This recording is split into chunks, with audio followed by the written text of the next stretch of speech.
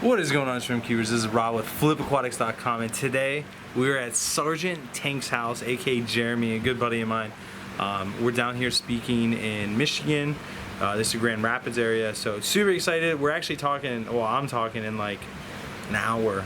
Getting a little nervous, but before the talk, I want to do a fish room tour. The displays are over here. He's got a couple big tanks. This is where he live streams, so you guys can find him on YouTube at Sergeant Tanks. And he doesn't have just one fish room. He has two fish rooms and a display room. And this is the man cave. You just want to start here? Or? Wherever you want to go, dude. I'm with you, Jeremy. Are you on right now? Yeah, we're on, dude. All right. So this is Jeremy, by the way. Sergeant Tanks. First room. How many tanks we got in here, Jeremy? In this room, 1, 2, 12, so 14, 15. A lot. Like 23.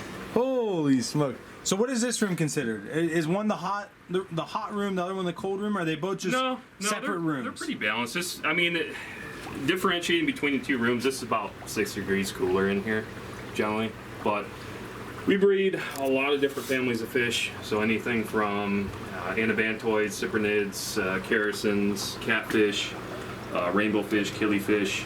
Just acquired these guys a couple of weeks ago. Got to obtain some females. Got a couple of male killies in there. Ooh, they're good at hiding. They are. And that gubby grass, I don't even see them. We'll take your word for it, nice though. grass. No, it's just grass. There we go. We got some diamond tetras here. So we got and you pairs breed there. you try to breed everything you keep, right? Oh, that's all I do, yeah. So you're a breeder. I breed between probably 40 to 50 species yearly. Dang. So my goal would be in the next 7 years is to have master breeders. So should I start calling you Mr. You can call me Breeder? whatever you want to call me. This guy's pretty sweet. What is he? So those are the Senegal Bishirs, or commonly known as your gray Bishir, or dinosaur Bishir. You know, they're labeled all kinds of different things. 2 males in there. You can look at the, you can tell by the anal fins. Pretty easy to identify. Are they? A little bit more broader on the finnage versus the females. I was hoping I would end up with a pair? With a pair, but I will end up spawning those guys once I can obtain a mature female. Those are awesome. Some Cory cats. Well, here's a little guy. What's this? That is just your common cribbensis. They're labeled many different things, oftentimes mislabeled, but technically it's your Pelvochromis pulcher. Gotcha. So West Africa. Are these Aeneas? They look darker. Those are your black corridors. Black corridors. Yep. How about these? You get these ones to breed yet? I haven't put the time into them. They really need a lot of like live blackworms seem to be the trigger for them, and I just don't have any of that currently. So. Gotcha. Soon enough, I right? will, correct. You got enough species to worry about. I do. Down here. Now, what are you using here? Now, I know this one was what, fluval? Yep, that's where I had some Caridinia in here at one point, so that's why I had that. But these guys like that. It's more of a, you know. So you're a shrimp keeper too? Oh yeah. Man after my own heart. About 14 years, man. Oh, you're OG. So do you like your nano fish? I do, yeah. I've always been a nanofish because incorporating not only in a smaller type of ecosystem, but even taking nano species and incorporating into a larger ecosystem. So I like the balance between the two. Mm-hmm. And they do, a lot of these species do really well with shrimp. Is this your favorite coffee mug? That was a Menards coffee mug that I was irritated that I ended up breaking. People know me for coffee in the community. I drink a lot of coffee. You do drink a lot of coffee. And I was like, you know what? I'm going to put it in my tank. I used to drink 24 cups a day. Holy smokes! Yeah, that's way more than I remembered. Ooh, I like the constant drip. Does this is how you do water changes?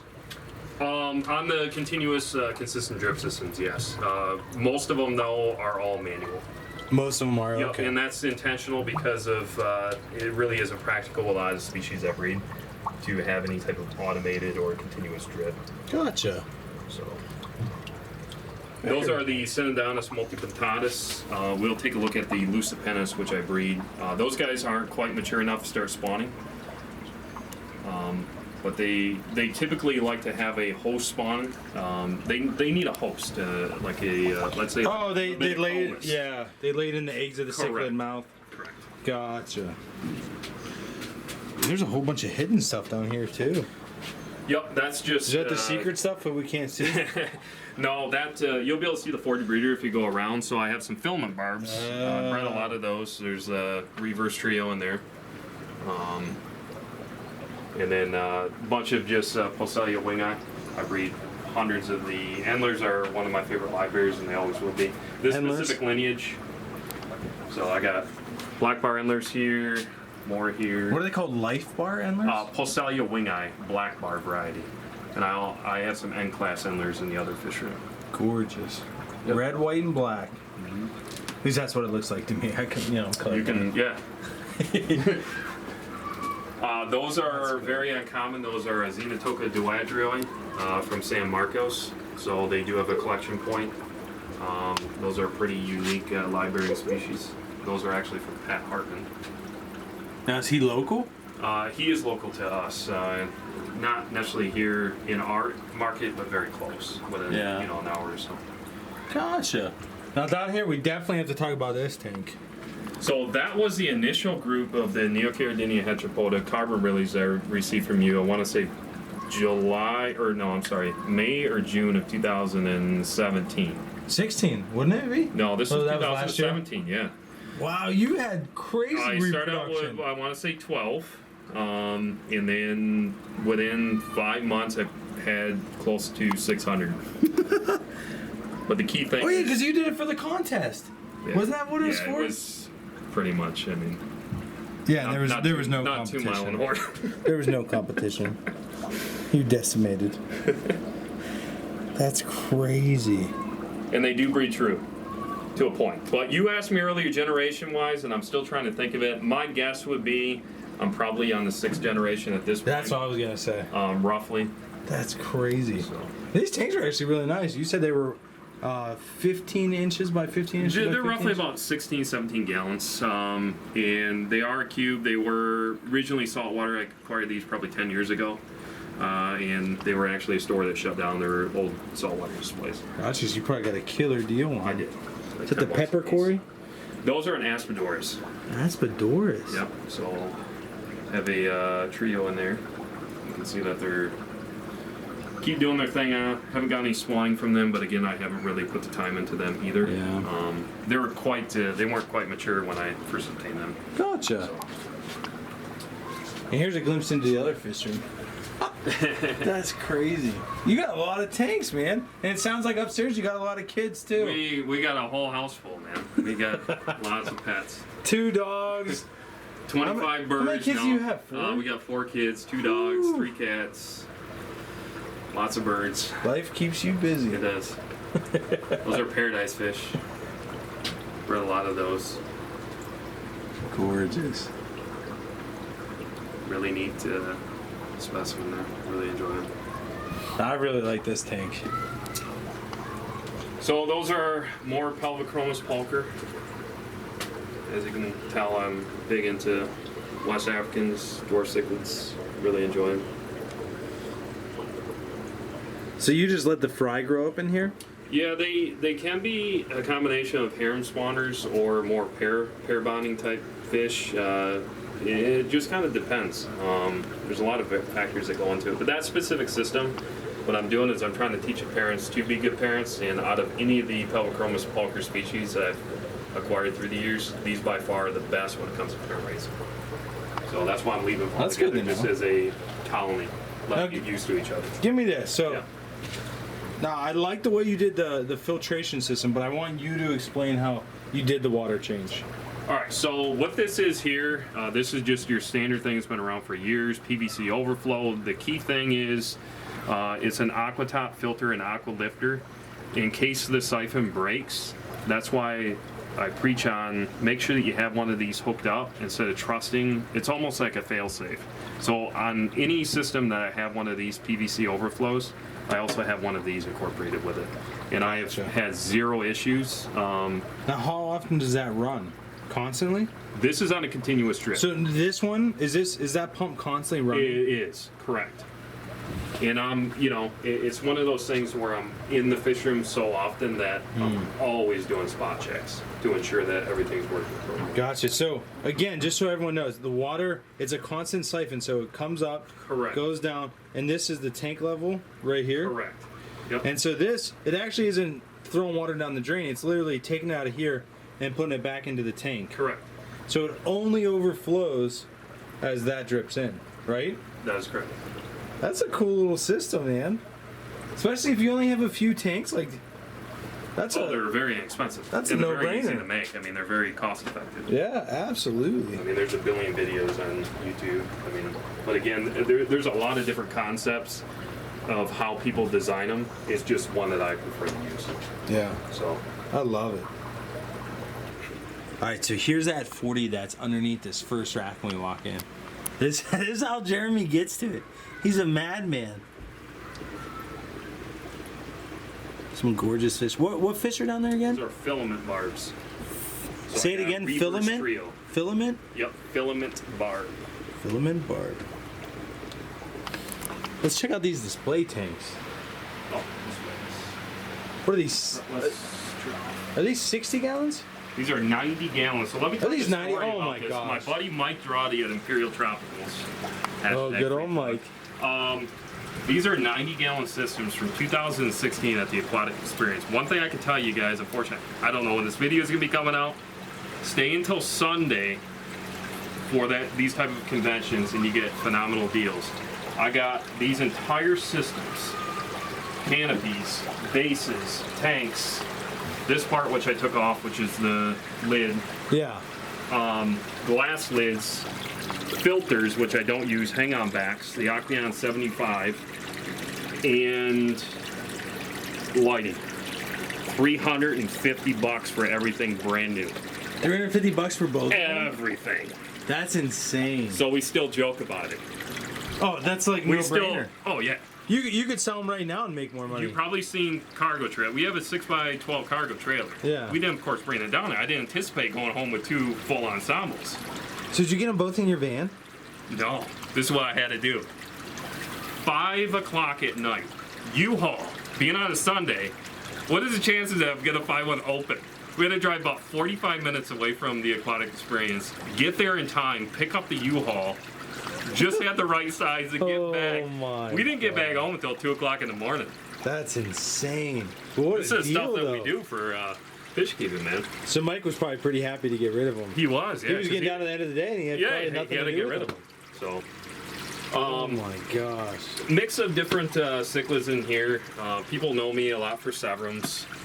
So we have a Raru in here. We got rainbow cichlids, which is a pair in there. This is an Akara. Ghost knife. That's a Frontosa back there. So yes, I do keep an African cichlid with some. I am one of those that firm believer you can incorporate within reason, but I'm not going to sit here and push. This is a temporary basis. I'm just adding that as a disclaimer. It won't be in here long term. Gotcha. And I see you're They do also really doing well. the Correct. same water Again, change system up here. redundancy. Yep. I love it, man. Especially on a display tank. These and are on you don't, continuous drip. you don't have to mess with Yep. much.